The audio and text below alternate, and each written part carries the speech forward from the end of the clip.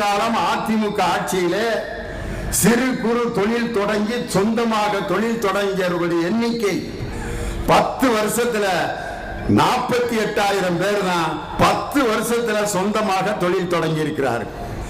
ஆனால் இந்த 3 ஆண்டுகளில் 10 வருஷம் எங்க சொந்தமாக அண்ணனுடைய காலத்தில் தொழில் தொடங்கியவர்கள் எத்தனை பேர் என்றால் 58,000 பேர் 3 ஆண்டுகளில் சொந்த தொழில் தொடங்க வைத்த அந்த சாதனையை தன்னுடைய துறையிலே படைத்தவர் எங்களுடைய அருமை அண்ணன் தாமோ அன்பரசன்.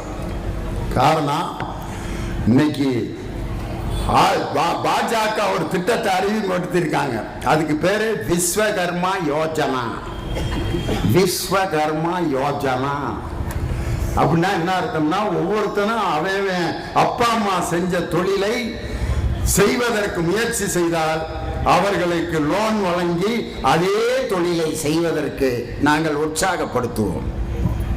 அட, இதைத்தாண்டா அம்பேத்கர் எதிர்த்து தொடர்ந்து அவருடைய குலத்தொழிலை செய்யக்கூடாது, எந்த தொழிலில் ஒருவன் இருந்தாலும் அவனுக்கு கல்வி என்ற ஆயுதத்தை கொடுத்து அவனுடைய தொழிலில் இருந்து வேறு தொழிலுக்கு அவனை மாற்றி அவனுக்கு கல்வி என்ற ஆயுதத்தை கொடுத்து அவனுக்கு பொறுப்பையும் பதவியையும் கொடுங்கள் என்று சொன்னவர் புரட்சியாளர் சட்ட மாமேதை அம்பேத்கர்.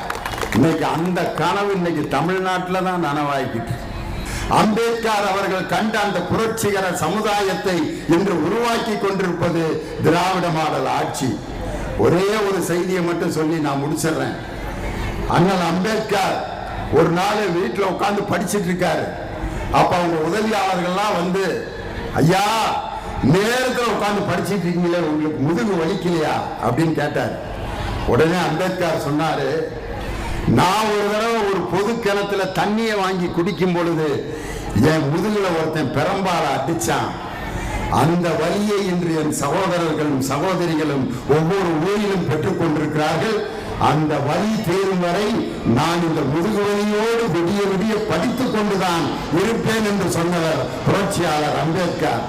அந்த அம்பேத்கருக்கு இன்னைக்கு பாத்தீங்கன்னா அற்புதமான மணி மண்டபத்தை அமைத்து அவருடைய பெயரிலே சட்டக்கல்லூரியை அமைத்தது மட்டுமல்ல, அம்பேத்கர் தொழில் முனைவோர் திட்டம் என்று தாழ்த்தப்பட்ட பிற்படுத்தப்பட்ட மக்களிடம் அவர்கள் தனியாக தொழில் தொடங்கினால் 65% கடனுதவியும் 35% மானியமும் கொடுத்து அவர்களை சொந்த தொழில் தொடங்குவதற்கு அம்பேத்கர் தொழில் முனைவோர் திட்டம் என்ற திட்டத்தையும் அறிமுகப்படுத்தியவர் நம் தமிழக முதல்வர் தளபதி மு.க. ஸ்டாலின்.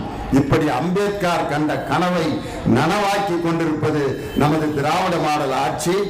ஆனால் அம்பேத்கர் பெயரை சொல்லி அவரை ஏமாற்றி கொண்டிருக்கக்கூடிய இந்த பாரதிய ஜனதாவையும், அந்த பாரதிய ஜனதாவுக்கு ஜால்ரா வாசித்துக் கொண்டிருக்கக்கூடிய எடப்பாடி பழனிசாமியையும் 2026 மக்கள் தூக்கி எறிவார்கள். 2026 234 தொகுதிகளில் 200 தொகுதிகளுக்கு மேல் வெற்றி பெறப் போவது திராவிட முன்னேற்ற கழகத்தினுடைய கூட்டணி தான். மீண்டும் நமது தளபதி ஸ்டாலின் அவர்களை முதல்வராக்கும் வரை ஓயமாட்டோம் என்று சொல்லி